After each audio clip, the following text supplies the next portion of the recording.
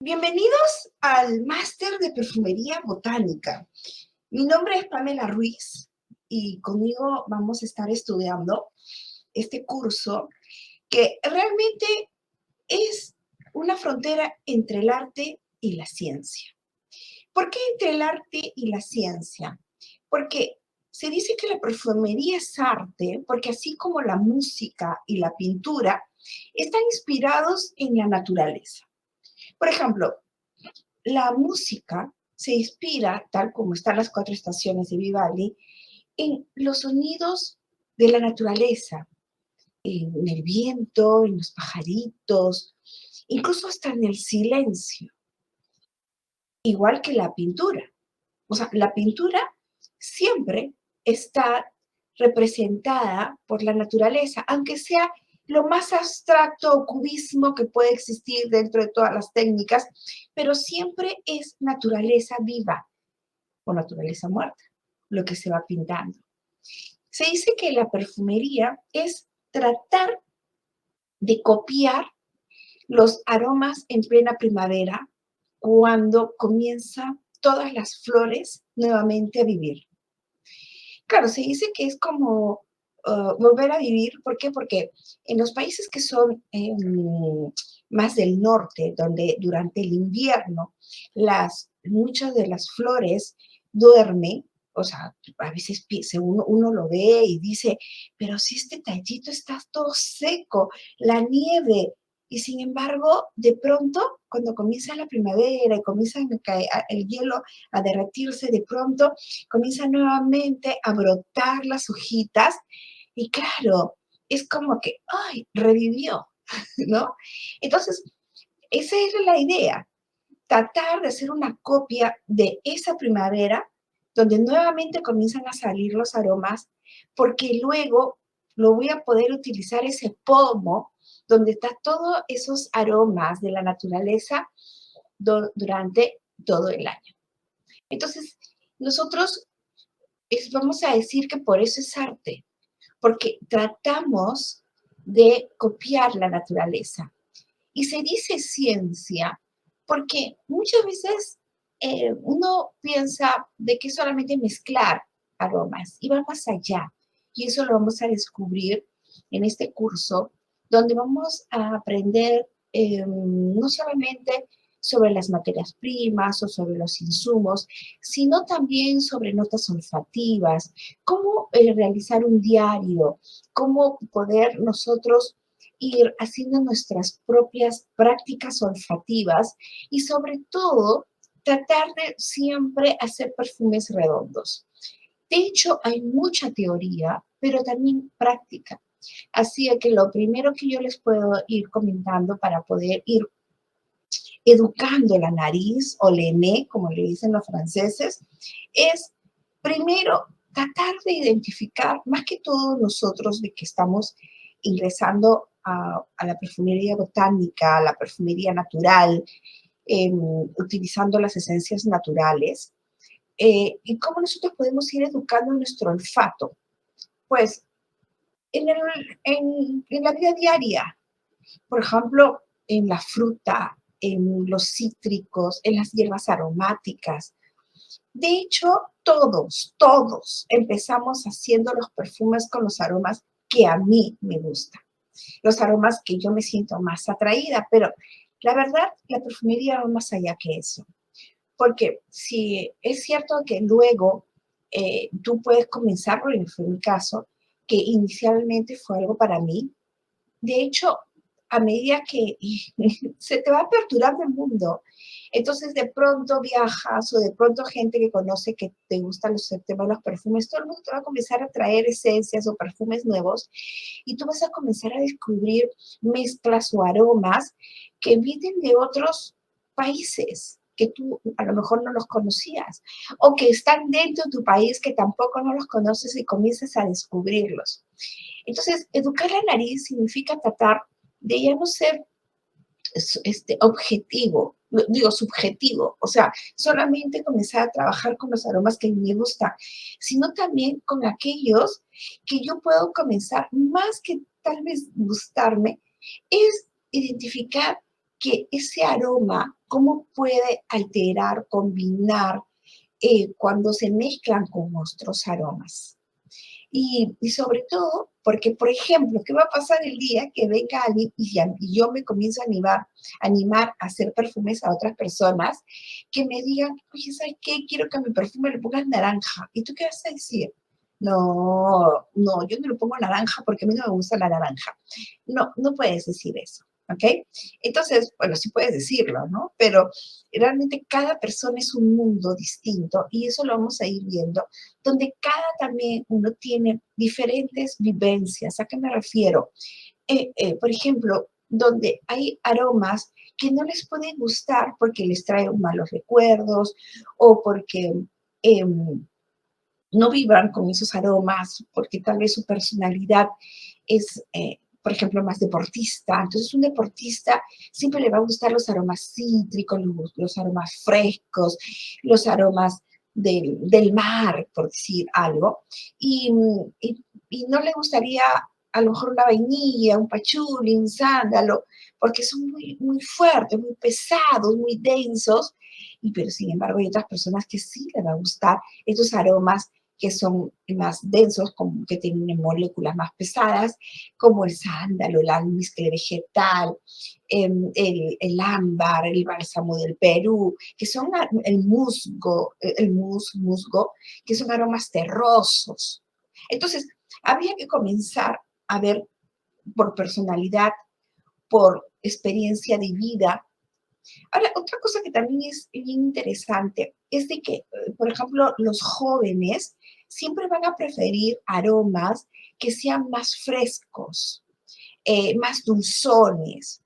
Entonces, eh, y a medida que van creciendo o que vamos creciendo, nuestros gustos también van cambiando.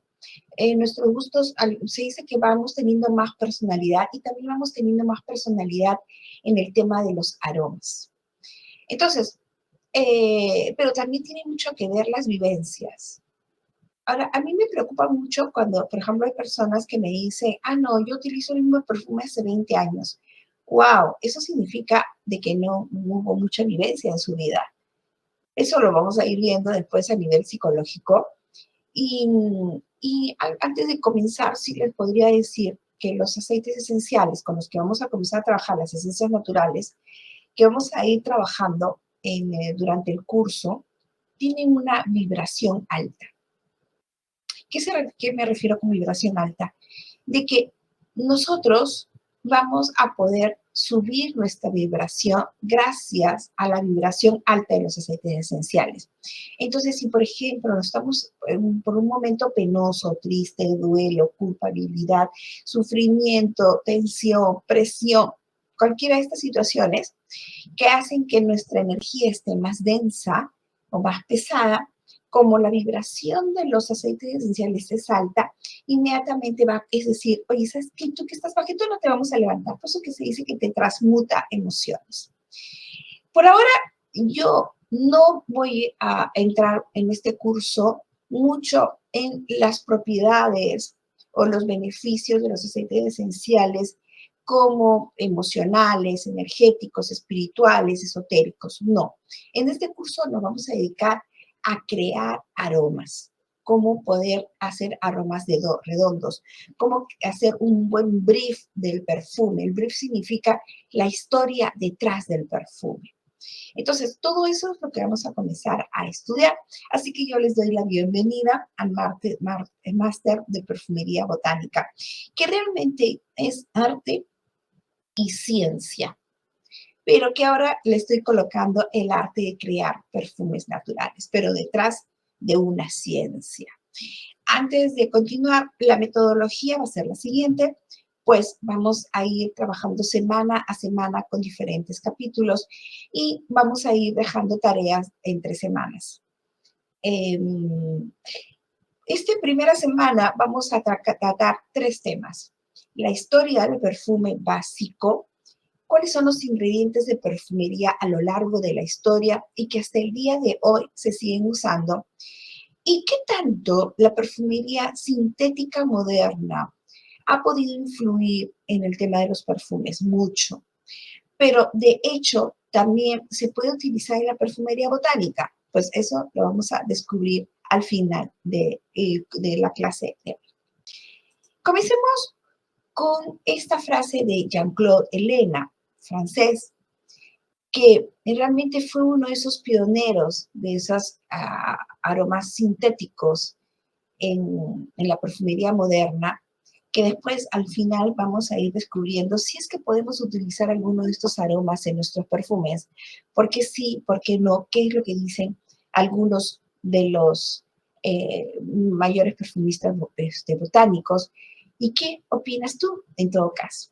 El perfume es el eco invisible de las flores, es la memoria vibrante de la naturaleza.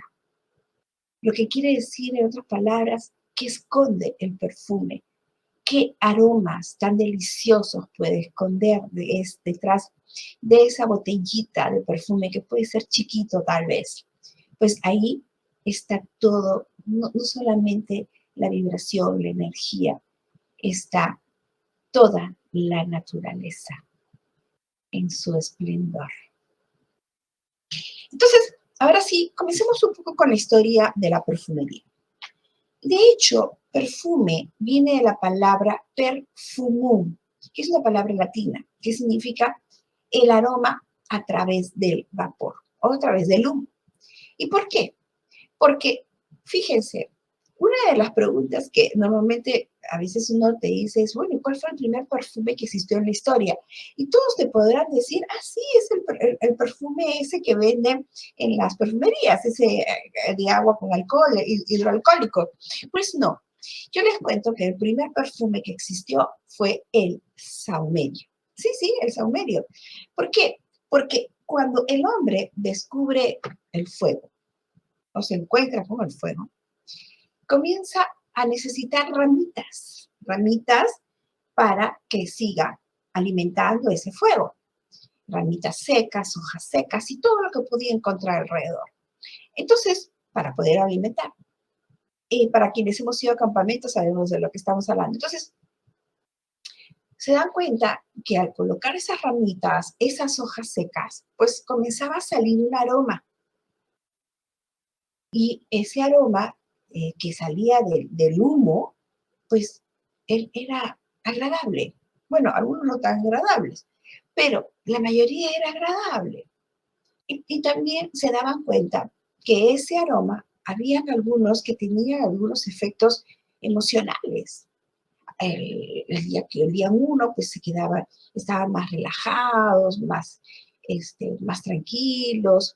Otros días, otro aroma, no sé, por ejemplo, quemaban naranja, no sé, o flores de naranja, o hojas de naranja, y de pronto se sentían como más energizantes. Otro día quemaban romeros y se sentían más estimulantes. El día que quemaban ylang ylang, pues se sentían más afrodisíacos.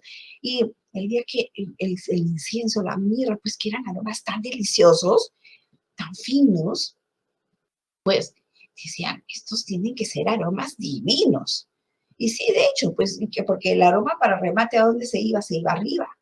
Entonces, al irse arriba, ¿quién estaba arriba? Los dioses. Entonces decían, tenemos que, ay, si queremos que llueva, es mejor poner estos aromas que son eh, los más deliciosos, los mejores, para que estén contentos los dioses y que nos pueden enviar la lluvia. Y así sucesivamente. Bueno, de hecho, pues se dieron cuenta que las plantas no solamente podían ser utilizadas para para el aroma, ese tema emocional que podía haber, sino también para la medicina, para cocinar. Por supuesto, pues el día que me comía, no sé, un pato, si yo agarraba y lo preparaba con naranja, pues el pato me quedaba menos grasoso que normalmente, ¿no? O si le ponía estragón, me iba a salir más saladito. Entonces comienzo a descubrir que también puede ser utilizado para la comida. Comienzo a darme cuenta que, por supuesto, también podía utilizarlos, las ramas, los árboles, para construir las casas.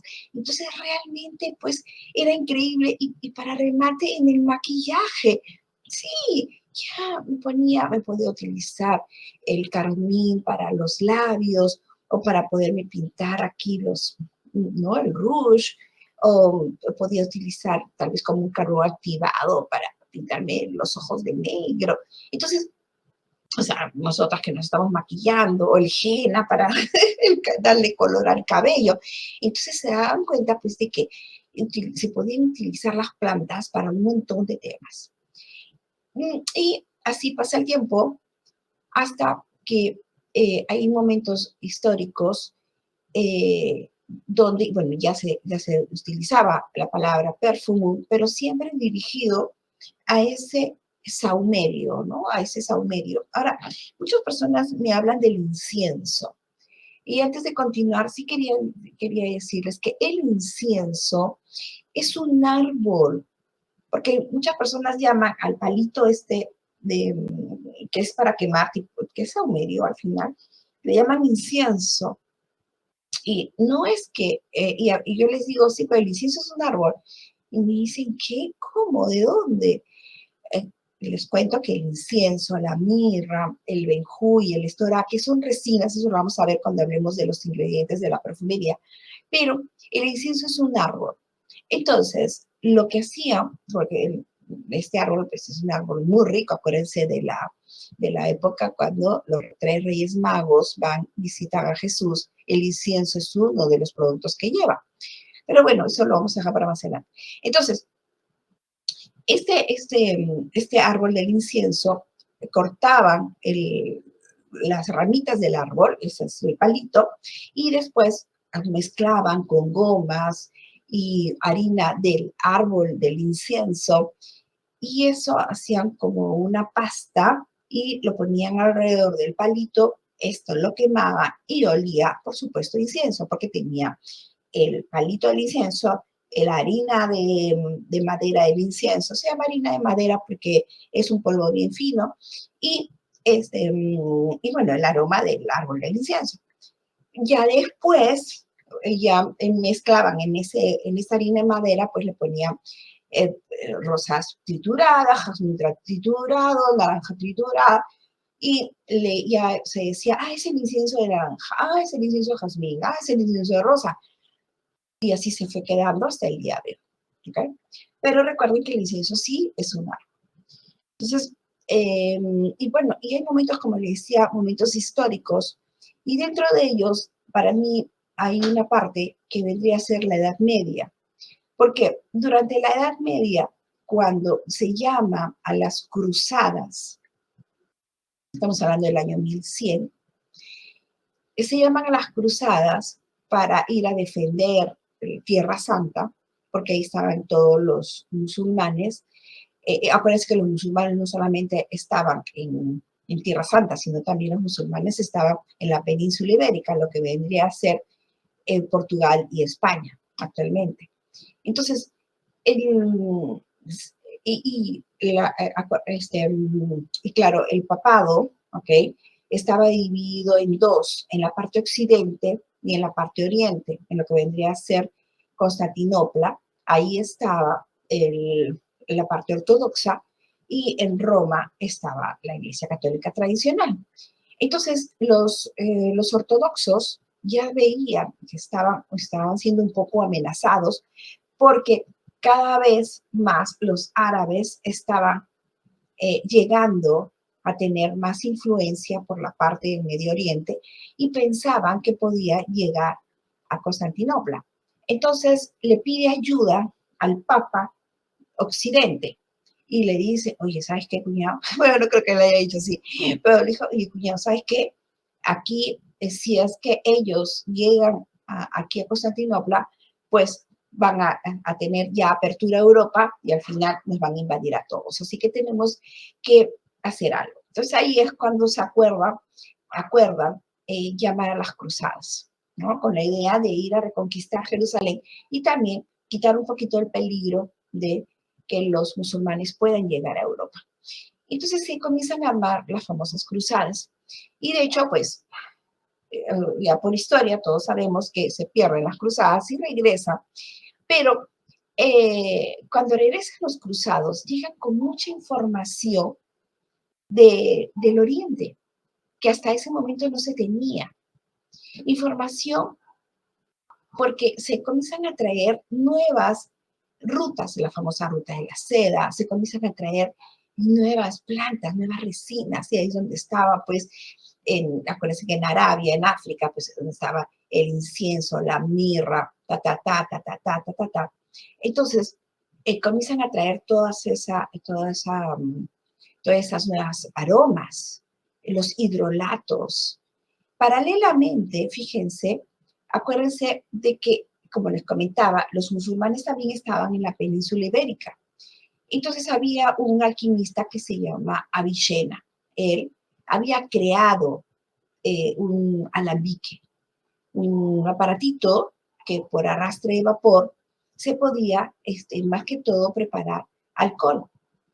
Y, y bueno, y después este mismo alambique se estaba usando para comenzar a destilar aceites esenciales, que son las esencias de la planta. De aquí les voy a explicar un poquito eso. Lo vamos a ver dentro del curso, después la técnica de cómo se elaboran, de cómo se obtienen los aceites esenciales, pero se crean el alambique. Y del alambique, por eso que como estaba casi en la puerta de Europa, también entra a Europa por Francia. Si no hubiera sido porque no estaban los musulmanes, se hubiera demorado tal vez más. Se dice que el alambique se descubre en el año 1100 también, año cuando se fueron a las cruzadas. Entonces, como que cuando se regresa a las cruzadas, fue el momento más rico, porque ya por fin ya existía el alcohol, existía la destilación de las esencias, pero pasa algo que retrasa todo, que vendría a ser la Santa Inquisición. La Santa Inquisición, pues todas nosotras las mujeres, si utilizábamos algún perfume, pues nos llevaban a la hoguera. Pero entonces, por eso que hay como un retraso, pero en ese retraso se comienzan a formar muchas escuelas esotéricas. Esotérica significa que se mira hacia adentro. Entonces, estas escuelas esotéricas, como son los masones, los francmasones, o ya venían los templarios, acuérdense, de las cruzadas, entonces comienzan a tener toda esta información guardada, secreta. Y en esa información guardada, secreta, comienzan a hacer más y más investigaciones. Y ahí es donde nace la famosa alquimia. Y tiene mucho que ver la alquimia porque, aunque de hecho se dice que la idea era buscar dos productos. Uno era la piedra filosofal, que era un elemento que al tocar otro elemento podía convertir el plomo en oro. Y el elixir de la vida. Claro que hay como dos escuelas, ¿no? Dentro de la alquimia. La alquimia material, llamémosla así, que es lo que da paso a la química. Porque en ese momento, para poder estudiar y descifrar todos esos estudios alquímicos, pues sin querer dieron paso a la química,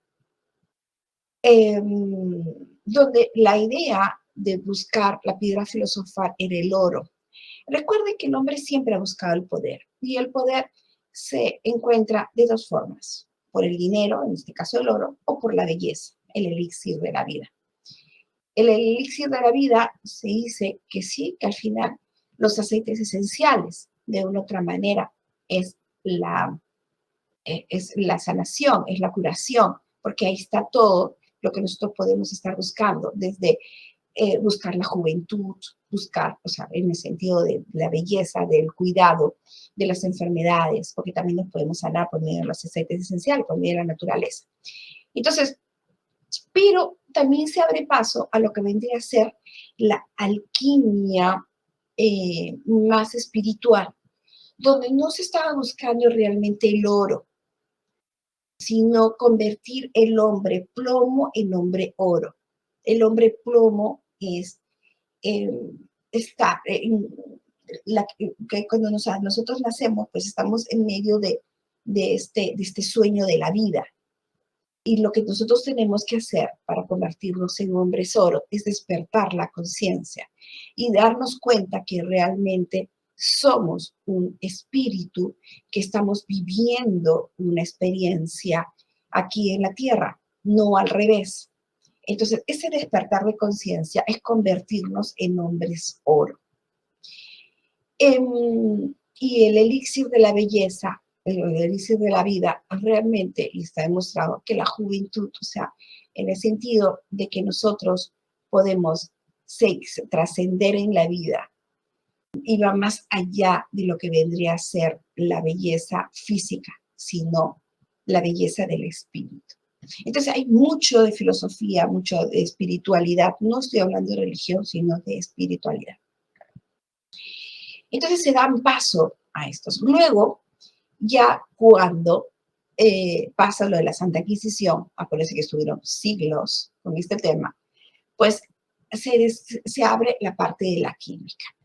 Antes de entrar a la parte de la química ya, me estaba olvidando, porque ustedes a lo mejor ustedes dirían, oye, pero ¿y qué? ¿Los aceites esenciales no había antes? Porque que yo sepa, y alguno me lo puede decir, es que yo sepa, cuando se han abierto las pirámides de Egipto, se han encontrado perfumes y perfumes en líquido. Entonces, sí existían de la manera de cómo destilar los aceites esenciales. Sí, efectivamente, se han descubierto algunos alambiques, llamemos así, de terracota, que es como de una arcilla, donde se estaban obteniendo esencias.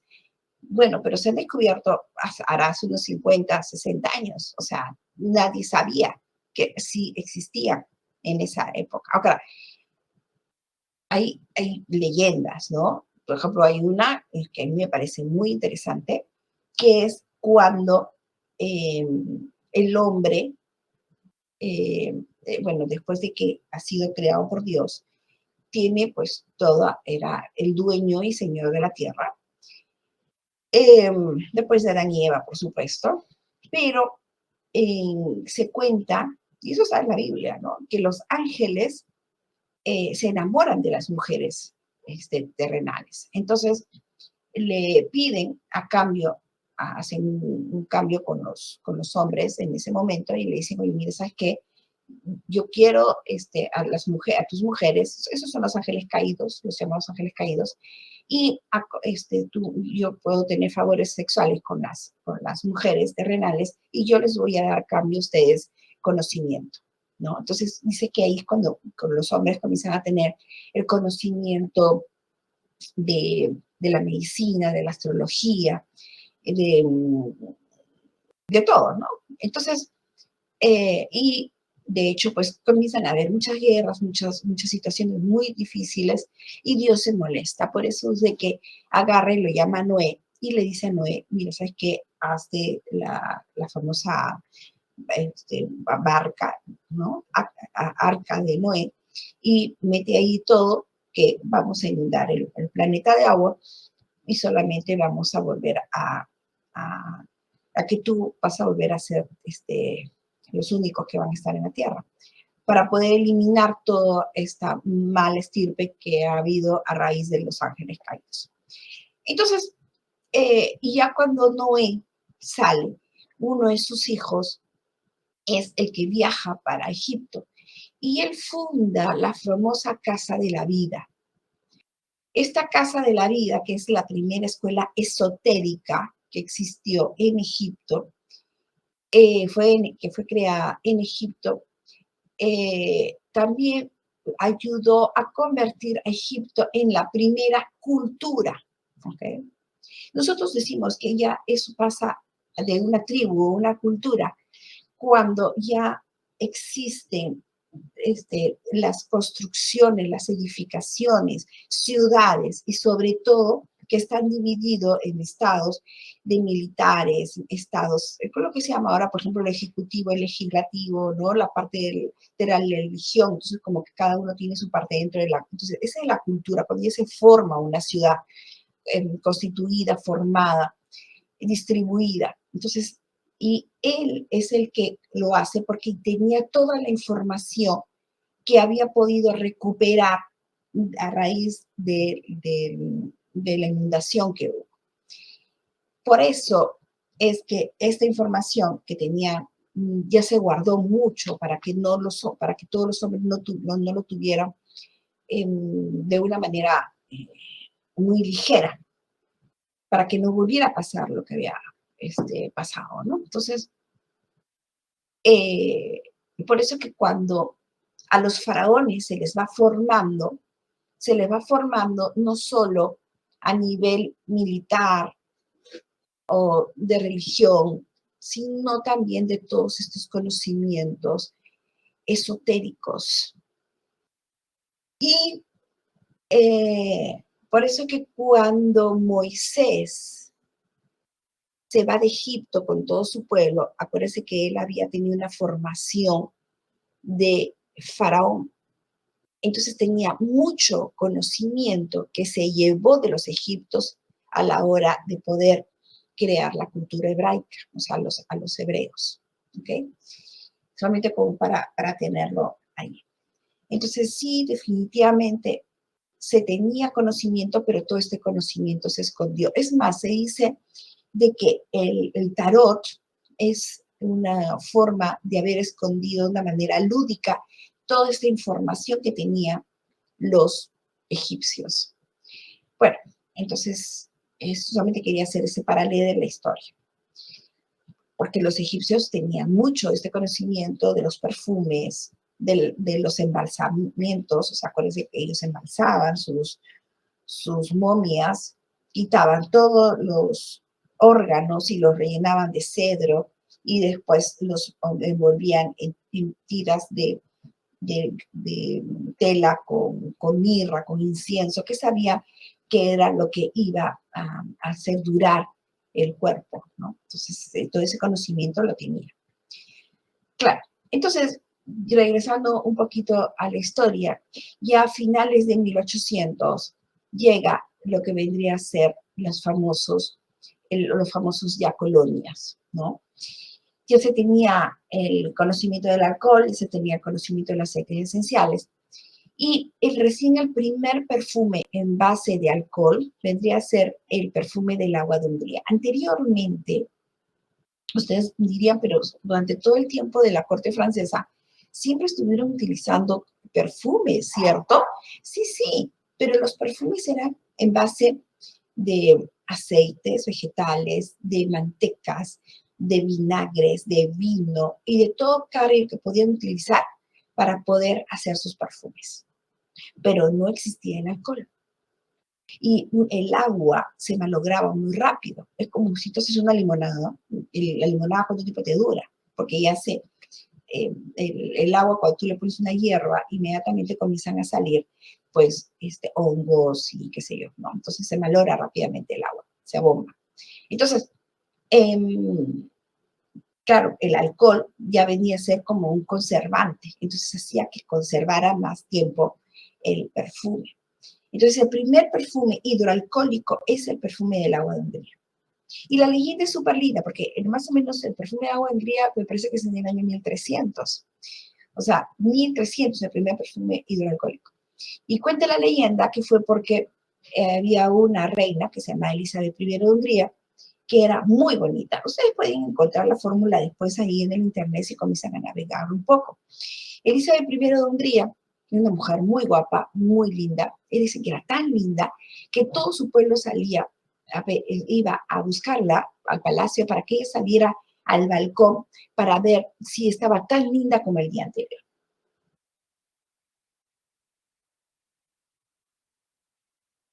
Entonces un día, cuando ya tenía como unos 30 y tantos años, que en el año 1300 pues ya era vieja. Sí, ¿qué hacemos? Entonces ella se va al campo a llorar sus penas, porque decía, me voy a convertir en vieja y no quiero envejecer. Así que dice que estaba ahí llorando sus penas. Y en eso pasa un alquimista y le dice, ¿por qué pasa, mujer? ¿Por qué estás llorando? ¿Por qué estás triste? Y ella le dice, ¿por qué me voy a volver vieja? Y dice, bueno, mira, yo te voy a dar una fórmula para que tú hagas esta poción o este perfume y te va a ayudar a mantener la juventud eterna. Y le da que tenía que utilizar hidrolato de romero, aceites esenciales también de romero, de rosas.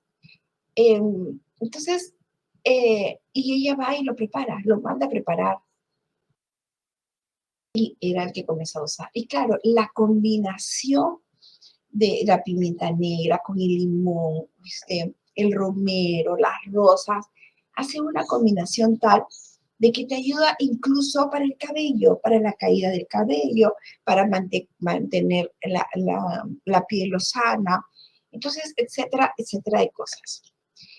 Y dice que ella finalmente recién se llegó a casar a los 70 años con un príncipe que tenía como veintitantos y por amor. Entonces, pueden, como yo decía, buscar la receta en eso son las demás aguas históricas que pueden encontrar en el internet, ahora es pública, ¿no? Entonces, eso es más o menos en el 1300, que es el primer perfume. Ahora, luego, otra parte también histórica vendría a ser el famoso 4711 que está en la ciudad de Colonia, en Alemania.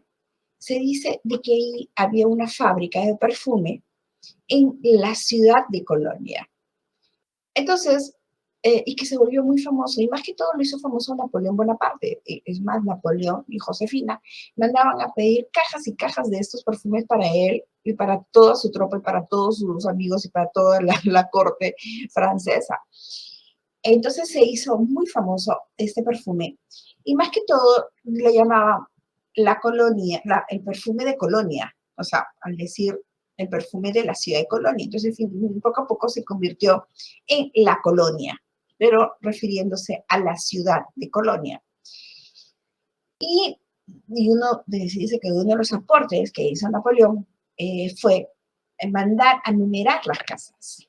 Anteriormente, las casas tenían su número, o sea, el nombre de la familia. O sea, tenía nombre de la calle, calle 1, calle 10 si quiere, pero tenía el nombre de la familia en la puerta. No existía la numeración. Entonces, uno de los grandes aportes de Napoleón fue ese, mandar a numerar las casas. Cuando manda a numerar las casas, le toca a esta casa 4711. Y desde ahí se conoció ya como la colonia 4711. Y la colonia se convirtió pues ya en un tipo de perfume genérico. Y me refiero al tipo de perfume, porque vamos a ver después de que hay diferentes tipos de perfume. Existe el extracto de perfume, el perfume, lo de toilette, la colonia. Entonces, la colonia viene de esta historia. Y realmente de ahí ya cuando comienza la química, fines del año 1800, pues también se comienzan a descubrir los aldehídos y algunas maneras de poder sintetizar aromas que existían dentro de la naturaleza, pero que no eran fáciles de obtener, por ejemplo, el olor del mar, ¿okay? O el olor de la tierra. Entonces se comienzan a descubrir maneras de poderlo hacer. Una de las partes también ya, pues Coco Chanel, que fue una de las primeras, que ya tenía una tienda de ropa, pero ella, a la tienda de ropa le suma también tener su propio perfume.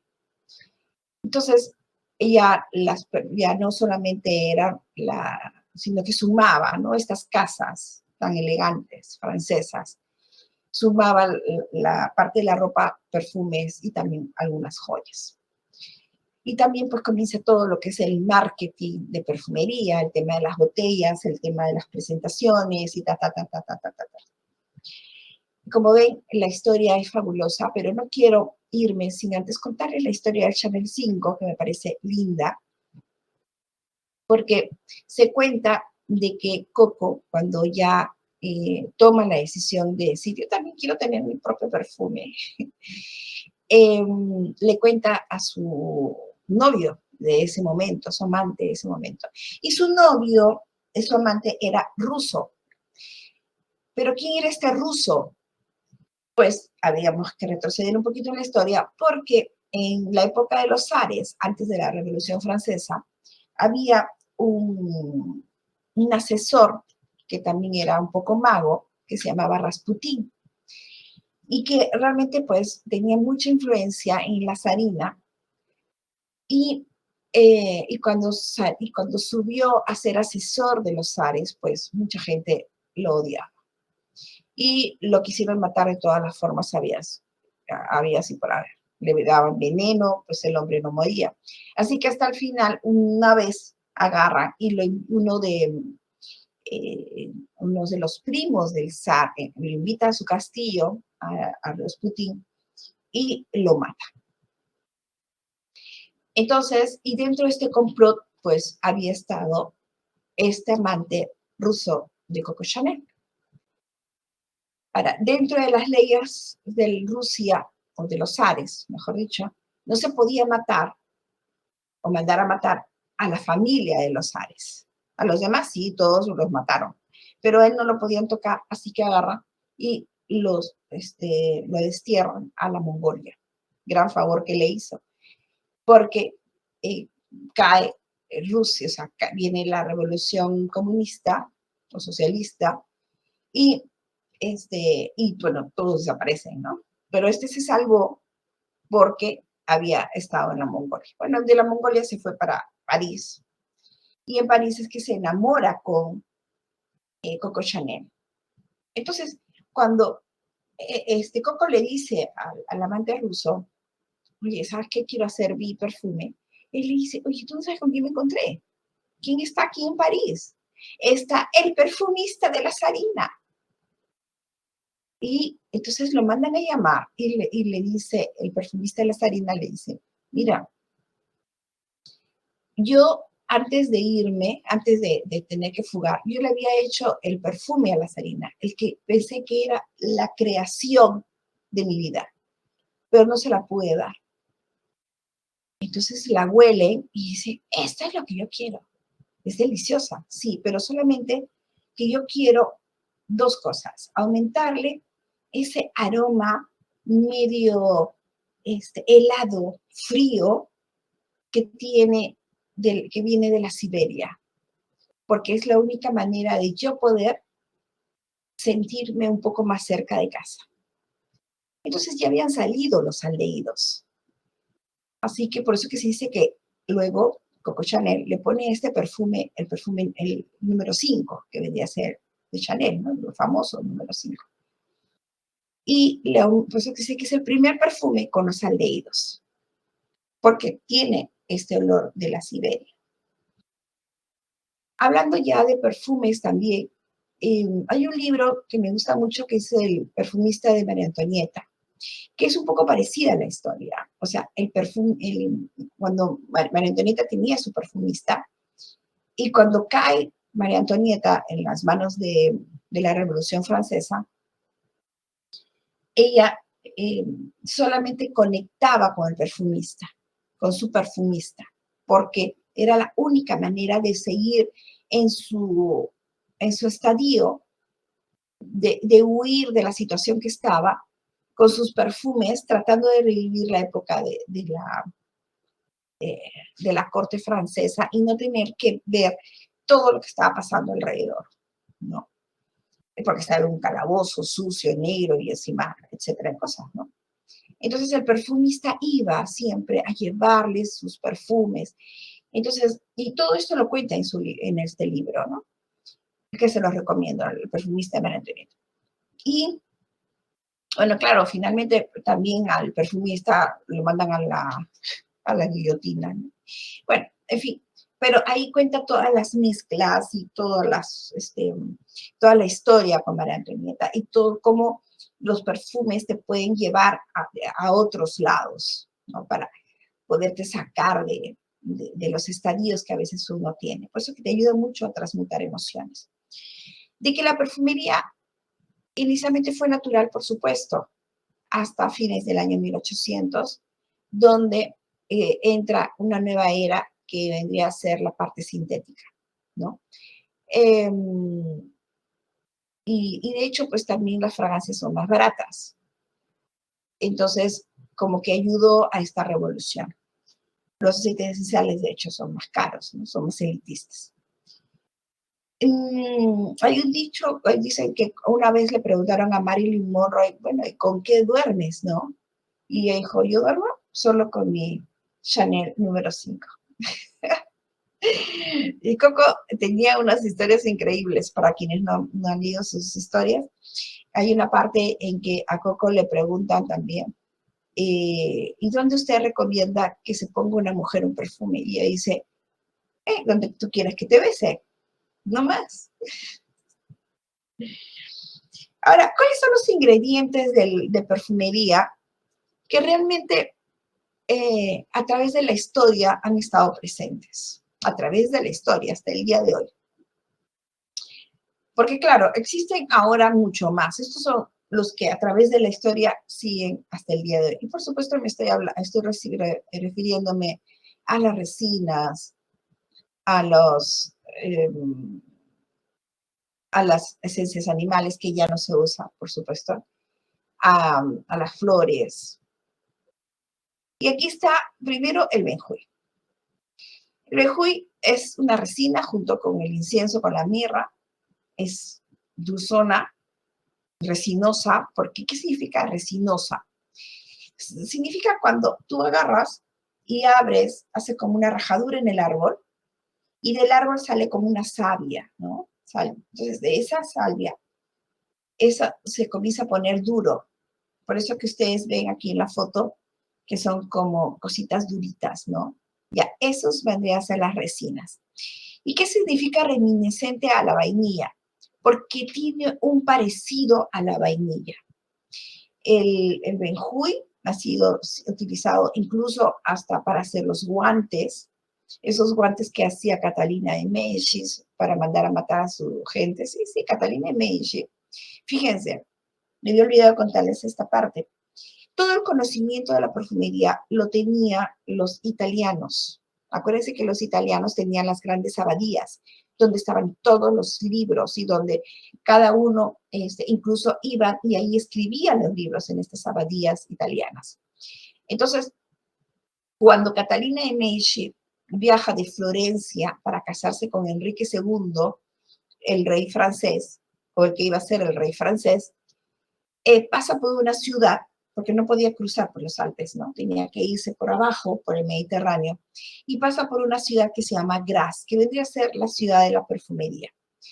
Entonces, ahora, ¿no? Pero en ese momento, cuando va a casarse, él pasa por ahí, y los perfumistas italianos dicen, esta es la mejor tierra para sembrar flores, porque claro, es una parte sierra, pero que le llega el aire del mar, porque está cerca al mar, pero es sierra. Entonces, para los perfumistas, pues es el paraíso para crear, para sembrar las flores. Entonces, le piden a Catalina y Medici, oye, por favor, déjanos acá. Nosotros te prometemos que te vamos a seguir haciendo tus perfumes, pero déjanos acá. Entonces, Catalina y Medici, bueno, se va, ¿no? Y ella es la que ingresa el tema de los perfumes a Francia, no antes. Okay. Hasta ese momento los franceses no conocían mucho el tema de las perfumerías a raíz de Catalina de Medici. Y Grasse, que se forma esta ciudad en Francia, al sur de Francia, es donde estos italianos comienzan a crear lo que vendría a ser la ciudad de la perfumería, todo el conocimiento de la perfumería. Las personas que han visto o que les recomiendo que vean El Perfumista van a ver mucho de la ciudad de Grasse. Entonces, cuando Catalina de Medici tenía algunos enemigos, les regalaba guantes perfumados, deliciosos. ¿Y qué tenían estos guantes? Veneno. Entonces se ponían los guantes, ahí nomás se quedaban tiesos. Y uno de estos aromas que utilizaban mucho para esos guantes era el benjuí. El benjuí es un aroma de moléculas pesadas, por eso que se utiliza muchas veces como fijador, igual que el almizcle vegetal, o como el pachuli, o como el sándalo. Luego tenemos los cítricos. No hay perfume. Se dice que el 80% de los perfumes tienen cítricos, porque te dan esa nota fresca, vital, energética. Particularmente a mí me gusta mucho la bergamota, porque te da un toque de alegría, un toque de energía. Bueno, yo tengo dos preferidos, ¿no? La bergamota y el azar. Ahora yo estoy utilizando mucho perfume de azar, solamente de azar, pues estamos en verano. Como que tiene más personalidad y también va conmigo. Pero ¿cuáles son los cítricos? Todos los que tienen la cáscara, ¿no? Limón, la lima, la bergamota, el pomelo, la mandarina, que también es muy, muy fresca. Entonces, como les decía, estos son el, que todos los perfumes, incluso de caballeros, de verano, frescos, siempre tienen cítricos. Por eso que el 80% se dice que tienen estos aromas cítricos, por historia, ¿no? Ahora, ¿dónde se obtienen los aceites esenciales? En este caso, de la cáscara, no de la pulpa. De la cáscara es donde se obtienen los aceites esenciales. Ahora, vendrían a ser, anteriormente se utilizaban estos aromas de los animales, son aceites esenciales extraídos de los animales, pero se iban extrayendo de los genitales. Entonces, para poderlos obtener, había que matar al animal, no había forma. Y entonces ahí está la chiveta, el almizcle y el ámbar gris. Se dice que es tan pesado, o sea, que incluso cuando mataban al animal tenían que ponerse unos trapos en la nariz porque si no inmediatamente sangraba, hasta se morían. Después también se dice de que tanto contacto con estos aceites esenciales animales comenzaron a crear eh, mucho, mucho cáncer a la piel, a los perfumistas, porque son aromas muy, muy fuertes. ¿A qué huele? Huele, es un olor fétido, ¿eh? Es como a mal aliento, es como a pezuña, es como a sexo, huele a la piel humana, pero sudorosa. Entonces, pero ese es el aroma afrodisíaco que le suma al perfume. O sea, claro, finalmente es una huella nada más, pero es tapada con otros aromas. Entonces, ese olor es afrodisíaco de una manera inconsciente. Actualmente ya no se vende, ya no se fabrica, porque finalmente también los pobres animalitos fueron ya no existe. Pero lo que hacen muchas veces es en las mismas bolsas, estas bolsas donde están los genitales, ahí pone, pues imagínense tan fuerte que hasta el día de hoy, ahí meten, por ejemplo, pedazos de hígado, pedazos de otros animales, ¿no? Los meten ahí en la bolsa, lo dejan macerar y sale el aroma. O sea, pero no son verdaderos, a eso me refiero. Como les digo, ya no sé, o sea, de que pueden conseguir en el mercado, se pueden conseguir, pero carísimos, por supuesto, que son antiguos, ¿no? Por ejemplo, yo tengo pedazos de perfumistas que me han regalado porque lo tenían ya de recuerdo, pero no es que lo use tampoco, sino simplemente como para saber a qué huele, saber cómo era, ¿no? Pero cositas así chiquitas, ¿no? El jazmín, ¿qué les puedo decir del jazmín? Mire, dentro de la historia de los aceites esenciales o de los perfumistas, pues una de las técnicas, porque yo le hablé mucho de la técnica del alambique, ¿no? Del año 1100, creado por Avicena y ta, ta, ta, ta, ta. Pero después se crea una técnica que es de la misma ciudad de Graz, que se llama el florage, que era colocar en unas tablas, ¿ok? Llenas con manteca de chancho, pues las flores. Entonces se colocaban ahí las flores hasta que la manteca de chancho absorbiera el aroma de las flores, porque ustedes saben que es muy volátil. ¿Cómo mantienes ese aroma? ¿No? Entonces, en esa época, ahora ya hay otros métodos, ¿no? Pero en ese momento se utilizaba esa técnica, el effleurage. Y de hecho, pues el jazmín es un aroma floral que está presente en casi la mayoría. Pues se dice que es el ingrediente predilecto de los perfumistas, que hasta el día de hoy se sigue usando. La lavanda, ¿qué les puedo decir pues de la lavanda? El aroma de la lavanda es único. No hay forma de que lo puedas cambiar. Ahora, hay un aroma que se llama el aroma furesh, que es el aroma del helecho, donde no solamente que es una mezcla muy conocida, donde se combina el musgo o el musk, la vainilla, la almendra con la lavanda. Y esta combinación crea este aroma que le han puesto fresh, que es el helecho. La lavanda está, pues, de hecho, pues está casi en todos los perfumes varoniles de hombres.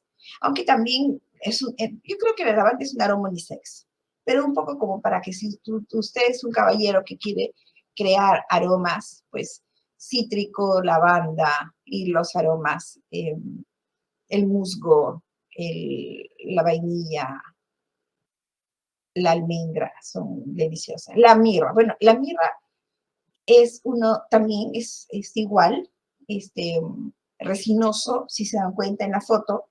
Esto es lo que yo les digo, que se forma cuando le haces la rajadura en el árbol y comienzan a salir esta salvia y se pone dura. Estas son las resinas como sal. Cuando vamos a la misa, salimos y siempre están vendiendo pedazos dicen, te vendemos mirra, incienso, ¿no? Que son como resinas chiquitas, que es lo que uno va a quemar, ¿no? Ok, esto también se convierte en aceite esencial. De hecho, es cálido, es caliente, es un aroma pesado, o sea, de moléculas pesadas, porque se conviene como una nota baja, ya después vamos a verlo más allá, y definitivamente es un aroma embriagador. De aquí, cuando entre al tema, bueno, el neroli también es parte de las plantas, de la flor de la naranja amarga, también cítrico, fresco, pero es el salido de la flor, por si acá. Quiere llegar al olíbano. El olíbano, aquí hay mucha historia, porque hay muchos dicen que el olíbano también es el incienso y el frankincense. Entonces, hay otras personas que dicen de que el olíbano es un árbol de la época bíblica, pero que no es el incienso. O sea, hay varias historias, ¿no? Unos dicen que sí, que el olíbano es el incienso, y otros dicen que no, que el olíbano es una que ya no existe, pero que es bíblica, que no es el incienso. Bueno, para efectos, si usted ahora, muchas personas le llaman olíbano al incienso y al frankincense. En esa época, en la época de la Arabia, ¿ok? Donde estaban todos era su precio era el precio del oro, el incienso, la mirra. Por eso que cuando los tres reyes magos llegan a hacerse sus presentes a Jesús, al niño Jesús cuando nace, le llevan incienso, mirra y oro, porque era casi considerado del mismo precio. Y viajaron bastante para poder llegar.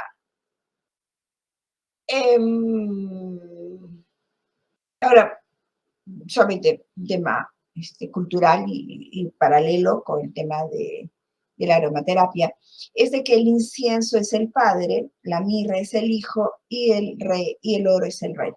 Entonces, para efectos de hacer un brief a la hora de crear este tipo de perfumes, pues habría que tener mucho en consideración eso, ¿no? Por ejemplo, para Navidad, nosotros hacemos una mezcla de rosas con mirra. ¿Qué significa? Rosa tiene mucho que ver con la Virgen María, la mirra tiene que ver mucho con Jesús, con el Hijo. Entonces, como decirle a la Virgen María que interceda por medio de su Hijo para elaborar, para alguna petición, algún pedido, algún deseo que se quiera pedir, ¿no?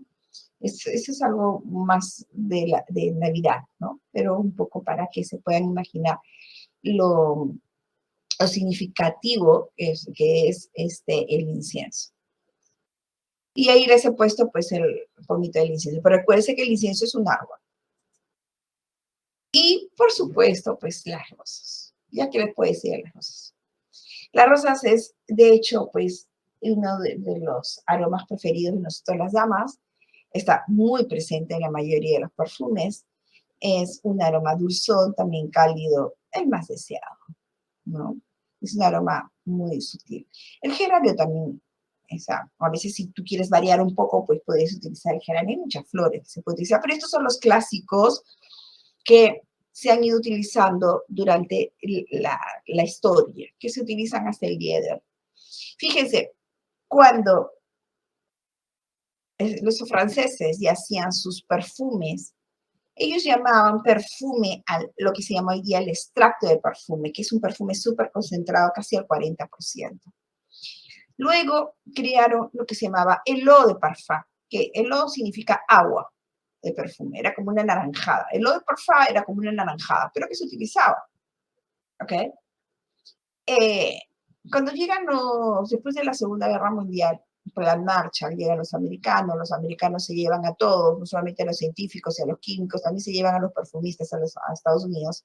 Ellos comienzan a darse cuenta de que el perfume, lo que es el extracto de perfume, y el eau de parfum no eran muy comerciales.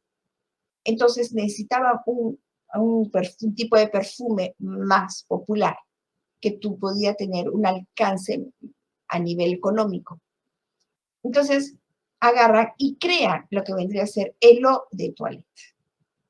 Entonces, el eau de toilette es una invención, una fórmula creada por los americanos.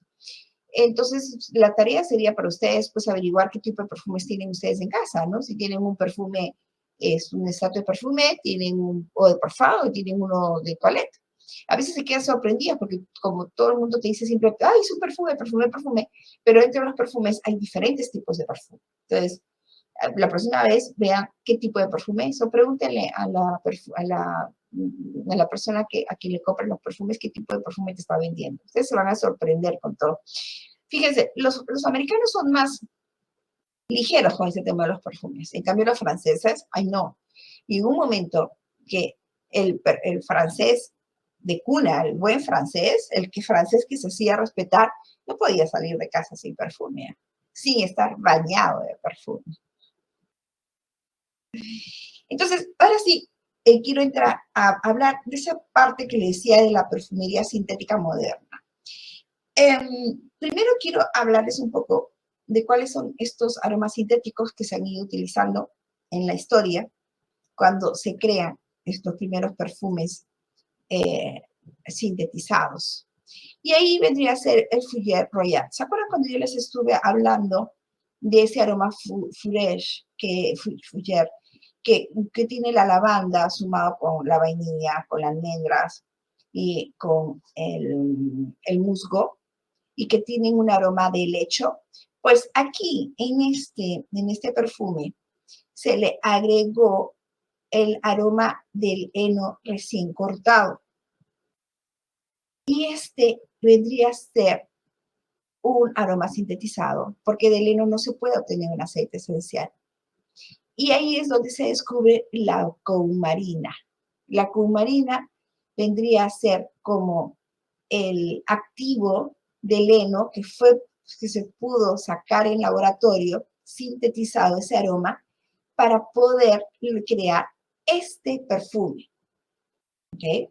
Entonces, claro, lo que yo les decía, este aroma de helecho que combina la lavanda, el musgo, las almendras, también bueno, el geranio, tiene esta coumarina sintética, que acuérdense que es un activo sintetizado de heno.